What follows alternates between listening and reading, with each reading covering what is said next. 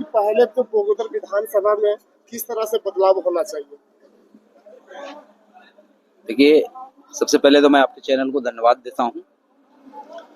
और जहां तक बगोदर की बदलाव की बात है, तो ये जनता का जो जनसैलाब मेरे पीछे उमड़ रहा है, इससे शायद आप लोगों को पता चल गया होगा कि इस बार बगोदर में बदलाव होके ही रहेगा। और बदलाव के मूड में है यहाँ के लोग, क्योंकि अभी तक जो यहाँ का जो क्रियाकलाप रहा, जो स्थानीय विधायक हैं उनका जो क्रियाकलाप रहा, शायद कहीं ना कहीं यहाँ के लोग उससे नाराजगी जाहिर कर रहे हैं। इसलिए इस बार लोग मन में ठाना है कि बदलाव रहेगा। प्रवासी मजदूर जो यहाँ से दूसरे जगह काम करने के लिए जाते हैं, उनकी लाशों के साथ आते हैं, उसके लिए मतलब आप जीत जाने के बाद क्या कीजिएगा, उसका क्या? देखिए, अगर जनता हमको सदन भेजती यहाँ से चुन के, और ये बहुत बड़ी मुद्दा है प्रवासियों का, खास करके हमारे बगोदर विधानसभा का। आप देखते होंगे कि सबसे ज्यादा अगर कोई प्रवासी मजदूर है पूरे झारखंड में, तो वो हमारे बगोदर विधानसभा से है। जबकि यहाँ से एक छत्र राज होने के बाद किसी का, और अभी तक यहाँ के लोगों के रोजगार के बारे में बात नहीं किया, यहाँ के लोगों के बारे में शिक्षा की बात नहीं किया, यहाँ का स्वास्थ्य की बात नहीं किया।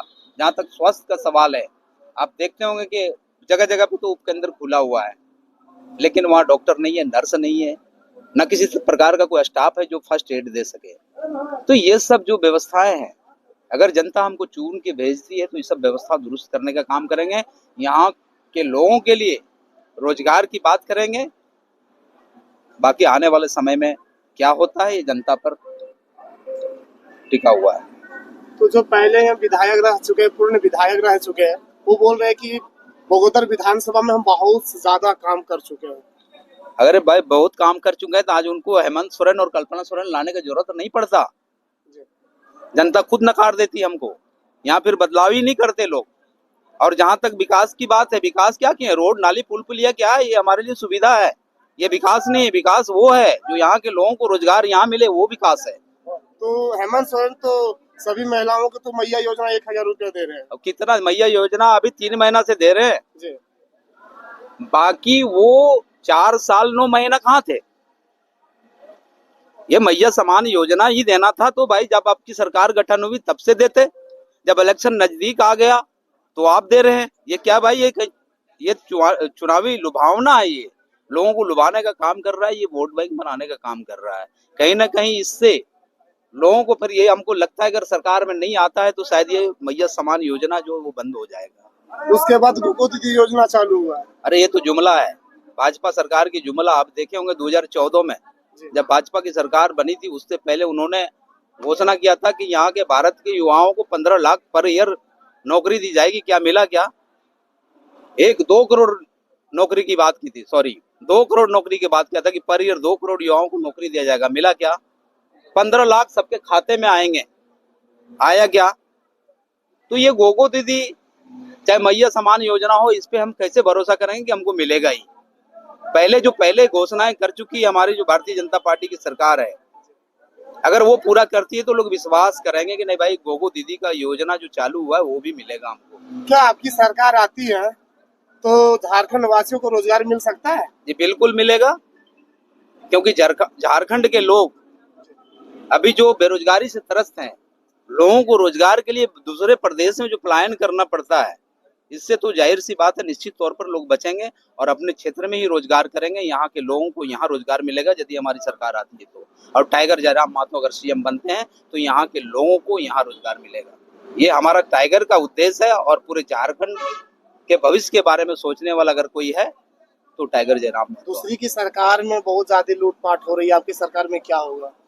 तो सरकार बनने के बाद ही पता चलेगा कि भाई, मैं तो अभी आप लोगों से वादा नहीं कर सकता हूँ। मेरी सरकार भी नहीं बनी है, मेरी पार्टी का एक वार्ड सदस्य भी नहीं है अभी, ना कोई जिला परिषद है, ना कोई मुखिया है, तो मैं सरकार की बात कैसे करूँ? अभी सरकार बनने के बाद इसका, ये कल की बात है, कल बताएंगे आपको। सीजीएल परीक्षा में 2 बार यहाँ की सरकार परीक्षा लेती है, दोनों बार विफल हो जाती है, इस पर क्या कहते हैं? अरे भाई, यही भी तो अभी मुद्दा है, यही कि लोग परीक्षा का मुद्दा नहीं उठाते हैं, लोग जात पात की मुद्दा उठाते हैं, लोग हिंदू मुसलमान की मुद्दा उठाते हैं, लोग इंडिया पाकिस्तान की मुद्दा उठाते हैं, धर्म की मुद्दा उठाते हैं, जात पात पर बांटने की काम करते हैं। अरे भाई, अपने बच्चों के भविष्य के बारे में भी मुद्दा उठाइए और परीक्षा का भी मुद्दा उठाइए कि इस तरह का जो आए दिन नीट के परीक्षा में जो घपलाबाजी हुआ, अभी सीजीएल में जो घपलाबाजी हुआ, ऐसा नहीं होना चाहिए। इसका मैं कड़ी निंदा करता हूँ।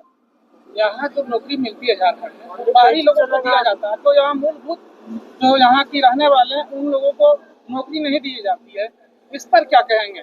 यही तो लड़ाई है, हमारे टाइगर जयराम महतो की लड़ाई है और उसके सिपाहियों की लड़ाई यही है।